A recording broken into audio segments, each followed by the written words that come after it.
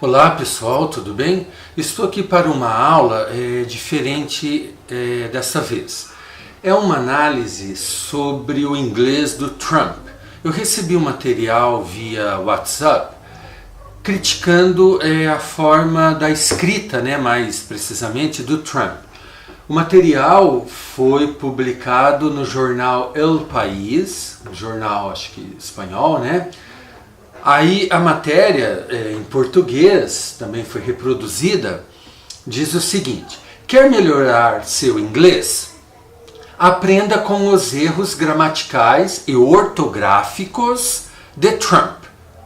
Uma ameaça persegue o presidente desde sua candidatura, a polícia da boa redação. Gente, eu vou começar a minha análise por aqui. Em primeiro lugar, eu queria dizer que eu não sou fã do Trump, mas eu vou fazer uma análise como professor de inglês e como linguista que eu me considero, embora eu ainda não tenha o título. Se Deus quiser, esse ano eu ingressarei no mestrado, eu terei mais autoridade para falar sobre esse assunto como mestre. Então, assim, a polícia da boa redação. Só aqui a polícia já indica o que? A gramática prescritiva, que é aquela gramática que vai estipular o que é certo e o que é errado. Para um linguista, isso não existe se ele for das teorias que estuda a fala do ser humano. De uma forma que ele não prescreve, ele não policia, ele não julga.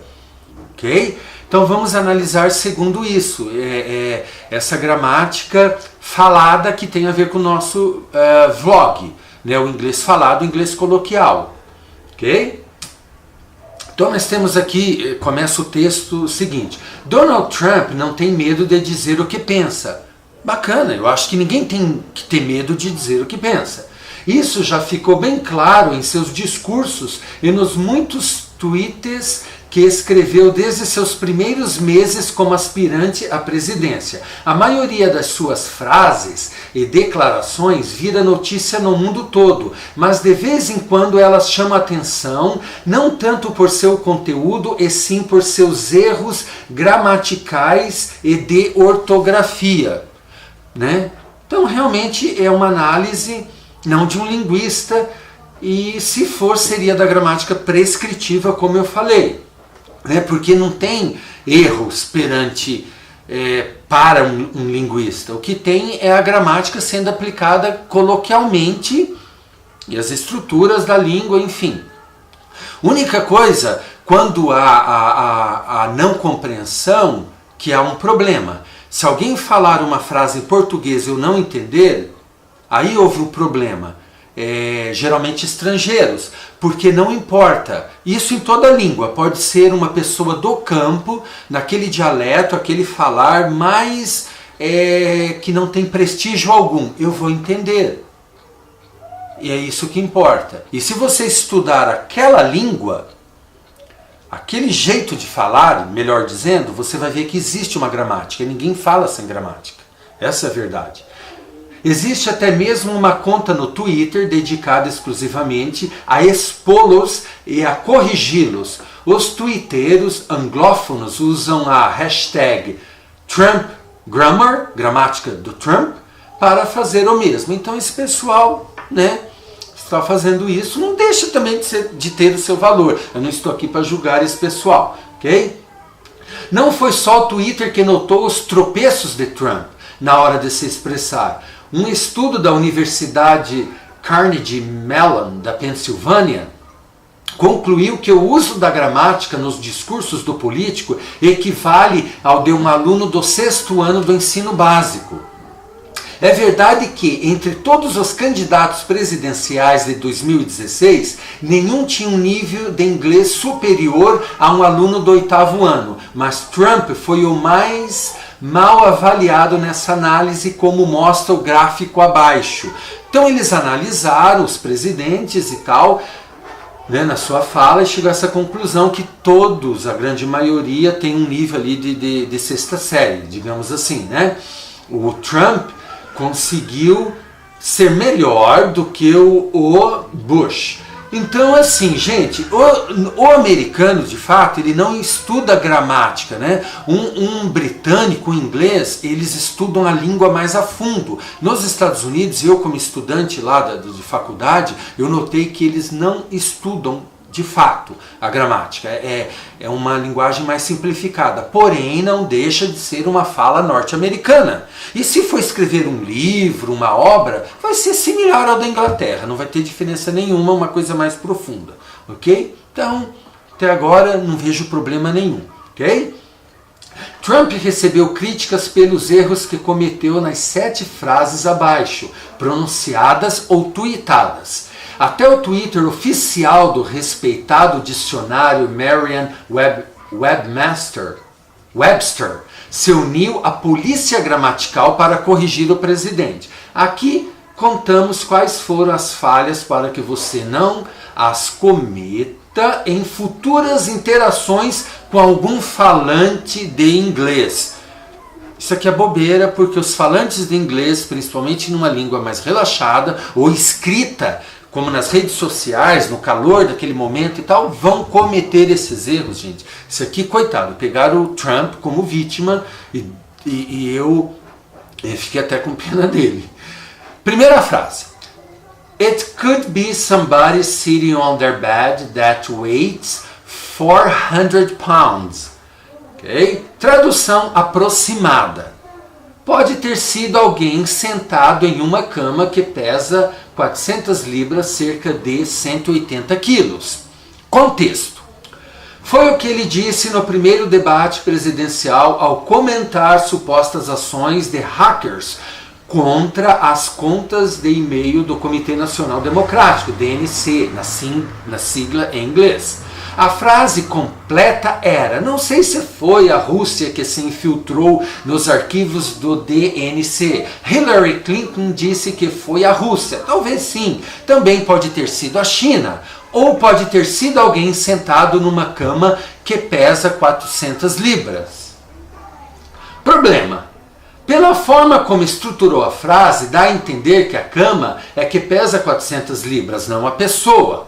O pronome that é usado para se referir a um lugar ou uma coisa, ao passo que who serve para pessoas. Por outro lado, somebody é um substantivo singular, por isso deveria ter usado o pronome possessivo his or her, não their, que é plural. A forma correta, né, seria it could be someone who weighs 4 pounds sitting on his or her bed. A minha análise, gente, uma fala coloquial no dia a dia é cheia de supostos erros. Isso aqui não tem problema nenhum. Realmente alguém poderia achar que é a cama que pesa, mas na hora ali dificilmente ia acontecer isso, porque no contexto você entenderia, ok? Quanto a dizer aqui who e that, ou escrever, desde o século XI, que that é usado também para gente, para pessoa, e hoje é ensinado assim. Isso aqui está sendo muito severo com o pobre do Trump, ok? E em relação a somebody, olha só, eles nem mencionaram isso, escreveram na frase someone, ao invés de somebody. Gente, someone é formal, muito formal. E ele escreveu somebody. Entendeu? Enfim, gente, é uma frase, não tem problema nenhum. O fato de usar there realmente não está na gramática padrão, mas como eu falei, isso aí acontece no português, em nosso dia a dia, quando a gente fala os livros, ao invés de os livros. Mesmo uma pessoa culta fala isso, que já gerou milhões de discussões, né, sobre essa questão de dialetal, de uma língua falada, gente. Isso aí é uma coisa que povoa aí o nosso universo, e quem opina, julga, crucifixa, não são os teóricos, as pessoas certas, são outras pessoas que não entendem de línguas, digamos, entendeu? Infelizmente essa é a verdade. Segunda frase. Looks to me the Bernie people will fight. If not, their blood, sweat and tears was a waste of time. Kane stands for opposite. Ok? Tradução aproximada. Acho que o pessoal do Bernie vai brigar. Senão, seu sangue, suor e lágrimas foram uma perda de tempo. Quem defende o contrário? Contexto: esse tweet é de julho de 2016, quando Hillary Clinton anunciou que Tim Kaine seria o candidato a vice-presidente do Partido Democrata em vez de Bernie Sanders. Problemas: Trump confundiu o advérbio there lá com o pronome possessivo their deles, né? Também usa a palavra waste, que significa cintura, em lugar de waste, que significa desperdício. Conjugou incorretamente o pretérito do verbo to be na terceira pessoa do singular, que seria was, em vez de usar a terceira pessoa do plural, were, para se referir a sangue, suor e lágrimas em conjunto, né? Seria plural. Como a frase é condicional, já que começa com if, que é se, seria melhor usar o futuro. A forma correta: looks like the Bernie people will fight. If not, their blood, sweat and tears will be a complete waste of time. Gente, aqui depois diz o seguinte: Trump corrigiu os dois primeiros erros no novo tweet. Então ele corrigiu there, né, que foi escrito diferente, e waste. Por que ele só corrigiu isso? Porque para ele, certamente, as únicas coisas que estavam erradas no que se refere à ortografia, que seria no português nós escrevermos o concerto com S, com C, que são coisas diferentes, né? Depois a gente vai lá e corrige. A única coisa, o restante, gente, que é o plural e singular ali, ao invés de usar o plural, ele usou o singular, seria como nós falarmos, ou mesmo escrever, os livros. Você vem aqui pegar os livros, né? Em relação, gente, ao futuro, né, que teria que ser ali na frase, porque ele usou if. Gente, quantas vezes numa fala nós simplificamos? A gente não usa o futuro correto, a gente simplifica ali. E às vezes na escrita também, se for, como eu falei, uma rede social, a não ser um livro, né, que daí vai ter vários revisores. Tá entendendo? Né? Nada a ver, por isso que ele corrigiu só essas duas coisas, que foram dois meros erros ortográficos. Só isso que deu para entender perfeitamente, né? Terceira frase: She gave us ISIS, né? É uma sigla, né? Pela qual o Estado Islâmico é conhecido em inglês. Because her and Obama created this huge vacuum and a small group came out of that huge vacuum. Tradução aproximada: ela nos deu o ISIS porque ela e Obama criaram esse enorme vazio e um grupo surgiu desse enorme vazio. Contexto: Trump disse isso sobre Hillary Clinton durante o terceiro debate presidencial em outubro de 2016. Problema: her é um pronome usado como objeto direto. I saw her, eu a vi. Ou como objeto indireto, that's for her, isto é para ela.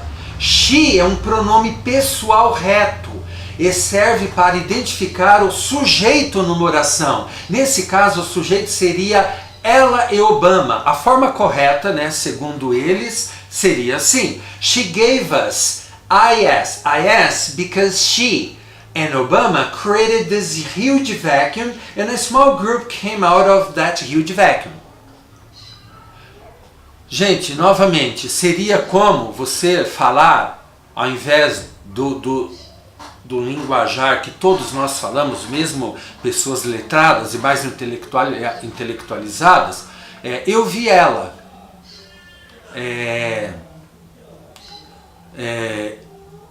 Eu encontrei ela.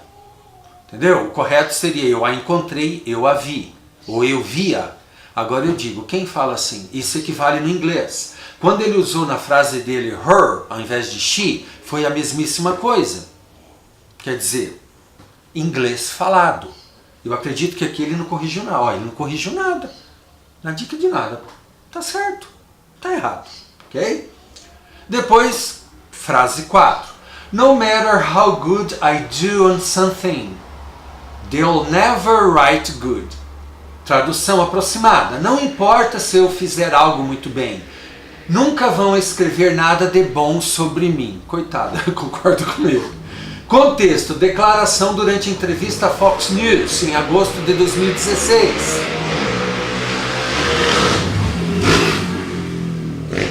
Esperar essa coisa aí passar. Comentando a cobertura da sua candidatura pelo The New York Times. Problema. Good significa o adjetivo bom, ao passo que well é o advérbio bem, que serve para responder a pergunta como. Nesse caso, Trump estava descrevendo como fazer algo e por isso deveria usar well em vez de good. O outro good da frase, por ser um adjetivo, precisaria estar acompanhado de um substantivo como things, que significa coisas, ou stories, reportagens. Novamente, na fala ou numa escrita rápida, normal. Seria o equivalente se eu falar tem um carro na rua ao invés de há um carro na rua. O português falado aceita ter um carro na rua. Assim como atualmente as pessoas estão dizendo obrigado eu, ao invés de eu que agradeço. Língua é viva, se transforma. Não vejo problema nenhum. Se for escrever um livro, uma obra literária, alguma coisa, desde que essa obra literária também não vá reproduzir a fala de um personagem ou mesmo um estilo falado, também estaria certo. Ok? A forma correta, de acordo com os prescritivos, né? Vamos colocar assim. No matter how well I do on something, they'll never write good things or stories, né? Mas enfim, gente, isso já aconteceu com o Lula e o Fernando Henrique nessa questão de linguagens. Eu vou pegar aqui um livro para ilustrar para vocês um caso do Brasil. Tão interessante é que isso aconteceu também no Brasil, no contexto político nosso aqui. Carlos Alberto Faraco, um professor da Federal, escreveu esse livro, Norma Culta Brasileira, Desatando Alguns Nós. Então ele trata desse mesmíssimo assunto, porém no nosso português. Aí ele diz aqui um caso exemplar dessa questão de ter a norma dita padrão e os prescritivos e os leigos opinando sobre a língua. Ó. Os exemplos desse modo de se relacionar com a língua são muitos. Selecionamos aqui o mais recente deles. Tudo começou com a fala do ex-presidente Fernando Henrique Cardoso no encerramento do 3º Congresso do seu partido, dia 23/11/2007, em Brasília. Disse ele que o Brasil quer dirigentes que falem bem a língua, que sejam melhor educados e que não desprezem a educação, a começar pela própria. Indiretamente, como todos bem entenderam, o FHC lançava farpas contra o presidente Lula. As reações não se fizeram esperar. Críticos e a mídia saíram em campo tentando desqualificar a fala de FHC, apontando nela um suposto erro de gramática no uso da expressão melhor educados. Aparentemente, o feitiço virava contra o feiticeiro. Fala mal da língua dos outros, mas comete um erro de gramática. O caso é banal, mas riquíssimo, pelo que revela do modo como se concebe a língua entre nós e do modo como ela é transformada e argumentando nos debates. Não, que ela é transformada em argumentos nos debates. Apesar de todo o episódio sugerir que o que está em foco é uma questão linguística, não nos deixemos iludir. Ela é fundamentalmente uma questão política. E é nesse plano que deveria ser debatida. Ao dizer melhor educados, em vez de mais bem educados, teria a FHC cometido um erro de gramática, tropeçando no idioma, escorregado no português formal, como afirmaram a mídia e seus críticos? A resposta é não. FHC não cometeu um erro de gramática, não tropeçou no idioma, nem escorregou no português formal. Para deixar bem claro, basta uma consulta nos nossos melhores e mais confiáveis instrumentos normativos. Em todos eles encontramos abonação para a estrutura melhor educados, como veremos mais adiante. Não é, portanto, pela gramática que FHC merece ser criticado, mas por outras questões embutidas nas suas afirmações, justamente sobre o Trump. Não é pela questão gramatical, mas pelo conteúdo, pelas afirmações. Só que um pouco diferente, o Trump não usou uma forma culta que o público não entendeu e achou que não fosse. Não, ele está usando o inglês falado como qualquer americano padrão, que são muitos, e ele se expressa bem porque todos entendem. Então esse não é o problema. E se você quer aprender inglês com Trump, legal, te dei uma aula aqui bacana, modéstia à parte, e mostrei como os americanos falam, como o Trump fala. Beleza, vamos falar como eles. Aí na hora de escrever, se você quiser escrever livros em inglês, é outra coisa. Por que não? Por hoje é só. Se gostou da aula, compartilhe, curtam e eu agradecerei, ok? Até mais e nos veremos. Eu vou continuar falando sobre inglês falado brevemente. Essa aula só foi uma aula especial e eu tive que arrumar aí uma questão tecnológica.